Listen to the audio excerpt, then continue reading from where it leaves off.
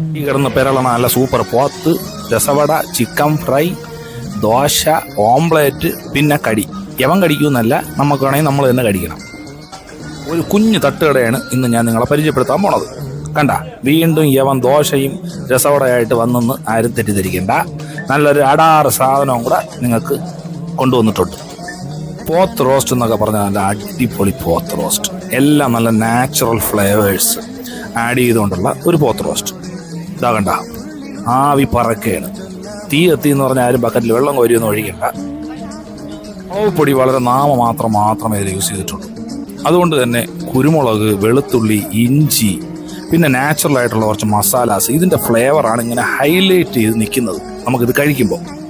പിന്നെ എടുത്തു പറയേണ്ടത് ഈ ചിക്കൻ ഫ്രൈ ആണ്. നല്ല പച്ചമുളകും ഒക്കെ കൂടെ ഇട്ട് പൊരിച്ചെടുക്കുന്ന ആ ചിക്കൻ ഫ്രൈ അന്യായ ടേസ്റ്റായിരുന്നു. ഞാൻ വീട്ടിൽ കൊണ്ടുവന്നാണ് അത് കഴിച്ചത്.